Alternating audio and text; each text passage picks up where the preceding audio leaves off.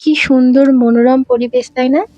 হ্যাঁ, তোমাদেরকে আগের শটে আমি দেখিয়েছিলাম আমি কতটা গ্যাংটকের জার্নিটা তোমাদের সঙ্গে শেয়ার করেছি।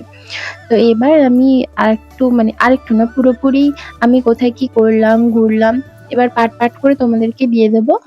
আর তোমরা ভাবছো তো যে এত পুরনো ভিডিও আমি এখন কেন দিচ্ছি?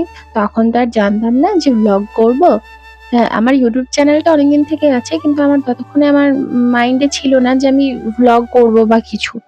তবে এখন আমার ইচ্ছে হয়েছে বা আমি ভ্লগ করতে শুরু করেছি, তাই তোমাদের কাছে এটা তুলে ধরছি। তাই ভিডিওগুলো কখনো ছোট কখনো বড় এরকম করে একটু একটু আছে, তোমরা প্লিজ একটু অ্যাডজাস্ট করে নিও। আর এই ভিডিওগুলো কেমন লাগছে অবশ্যই জানাতে ভুলো না কিন্তু। তবে আমরা সেদিনকে ওখান থেকে ঘুরে চলে গেছিলাম এমজি মার্কেট। তো এই যে তারই সুন্দর একটা দৃশ্য। এখানে প্রচুর লোক থাকে। আর তোমাদেরকে আগেই আমি বললাম ভিডিওটা একটু এদিকেটা একটু ওদিক সেরকম হবে। তারপরে আমি খেয়ে নিচ্ছিলাম একটু ফ্রাইড মোমো। আচ্ছা, একটা কথা বলি, এখানকার মোমো আর ওখানকার মোমোর মধ্যে আকাশ আর পাতাল তফাৎ। এতটাই আকাশ আর পাতাল পুরোপুরি। মানে টেস্টের কোনো তুলনাই হতে পারে না, এত সুন্দর টেস্টি। মুখের মধ্যে দিচ্ছে জাস্ট বাটারের মতো গলে যাচ্ছে, এত সুন্দর খেতে ছিল। আর তারপরে তো আমরা শোনা যায় তোমার হোটেলে চলে এসেছি।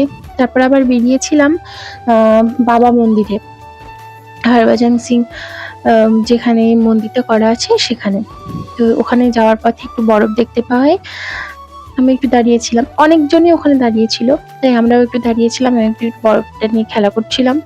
দিয়ে তারপরেই আর ওখানে কি বলবো, আমি একটু শীত কাতুরে, কারণ আমি ঠান্ডা সহ্য করতে পারি না।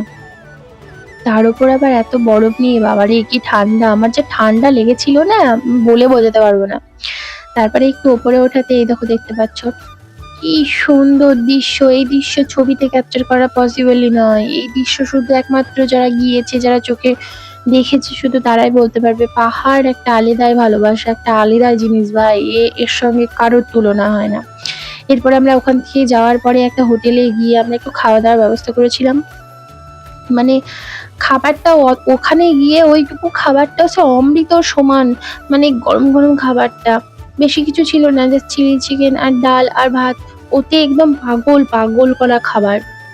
তারপর আমরা ওখান থেকে খাওয়া দাওয়ার পর চলে এসেছিলাম। এখন আপাতত আমার ওই জায়গাটার নাম মনে পড়ছে না, সেখানে আমরা একদিনের জন্য স্টে করেছিলাম, ওই একটা দিনের জন্য, কারণ আমরা পরের দিনকে আবার ৪ ধামের উদ্দেশ্যে বেরোবো বলে।